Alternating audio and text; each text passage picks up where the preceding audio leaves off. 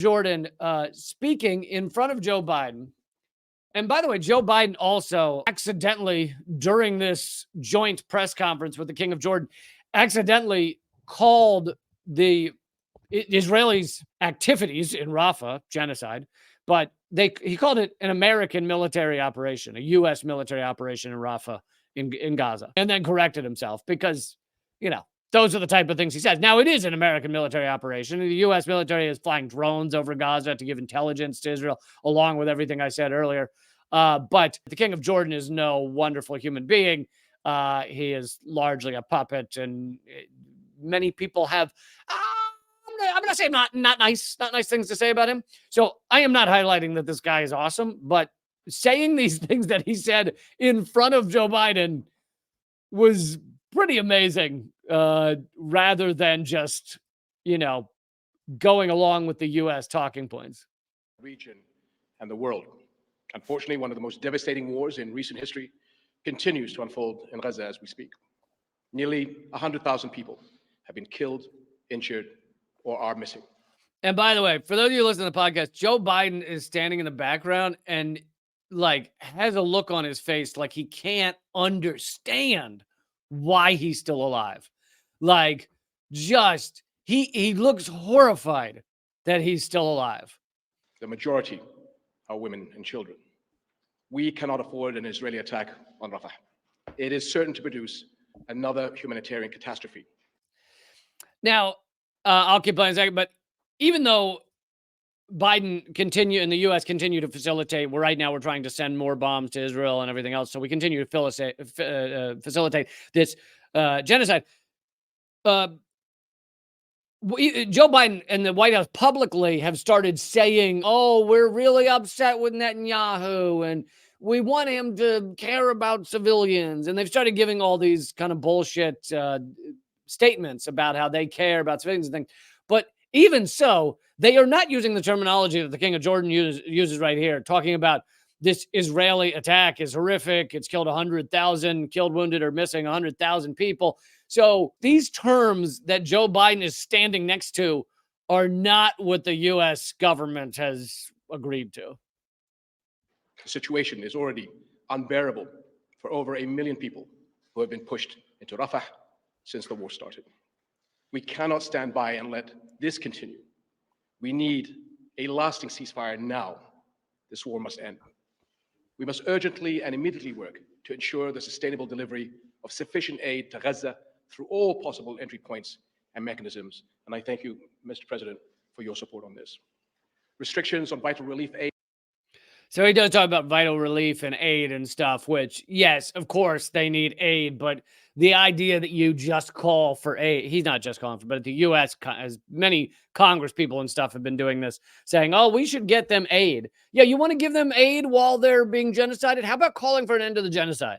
How about that? Could you imagine if during the Holocaust, the official stance of, people in the U.S. and by the way, the U.S. did stand by and watch it and didn't bomb the train tracks and things like that. So anyway, but could you imagine if the official stance was, we need to get the people in the concentration camps a little, like a care package? It's just so laughable. The idea of during a genocide, we just need to get them some aid. We need to get them a little bit of food so they can be okay. Yes, they desperately need food and clean water and medicine. They also need to stop being bombed. That is step one. Step one is stop the genocide. Also get them food.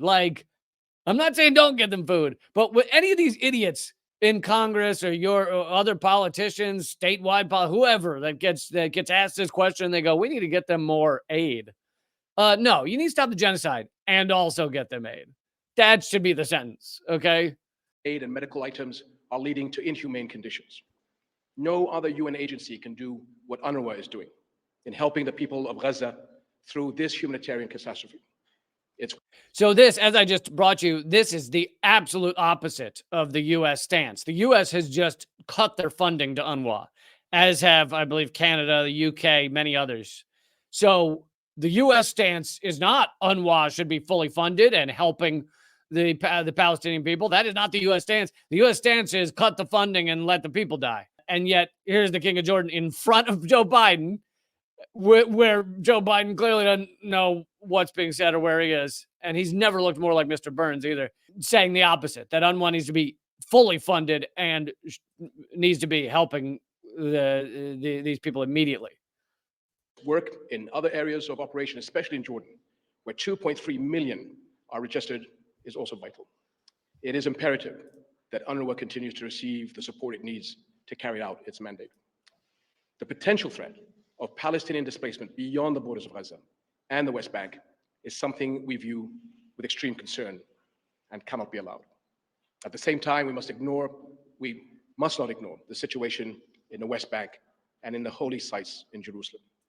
Nearly 400 Palestinians have been killed in the West Bank since October 7th, including almost 100 children and over 4,000 injured, and threats. It is also important to stress that the separation of the West Bank and Gaza cannot be accepted. 7 decades of occupation, death, and destruction have proven beyond any doubt that there can be no peace. Okay, that line, to me, the funding of UNRWA and that line are the biggest notes of this thing. 7 decades of occupation, death, and destruction. The U.S. would never say there's been 7 decades of occupation, death, and destruction by Israel. And the fact that Joe Biden is standing next to a guy saying that is amazing. I don't know that we've ever seen a U.S. head of state standing next to and not smiling, because I don't know that his facial muscles like function in that way anymore, but standing next to someone's calling what Israel is 7 decades of occupation, death, and destruction. That is pretty amazing. And to me, that's the headline. Many people are highlighting this clip, but the headline is that Joe Biden stood next to and in certain ways gave his approval. Because if you're standing next to these statements and you don't shake your head no, then you're basically acknowledging it's the truth. But I don't know that Joe Biden knew anything was being said. I don't know if he knew where he is. I mean, like I said, I think he's just upset he's not passed on to another realm by now. He seems very unhappy to be alive. Anyway, 7 decades of occupation, death, and destruction is what the King of Jordan just called Israel in the face of Joe Biden. It also shows how much of the world, again, I know this guy's a puppet in so many other ways, but it shows how much of the world is standing up. The world is not bowing down to U.S. hegemony like it did just a few years ago. And that is a very good thing for the world because the U.S. has caused nothing but death and destruction with every action around the world that we perpetrate. We just make sure that people can't have peace, people can't have equality, people can't have sustainability, just on every level.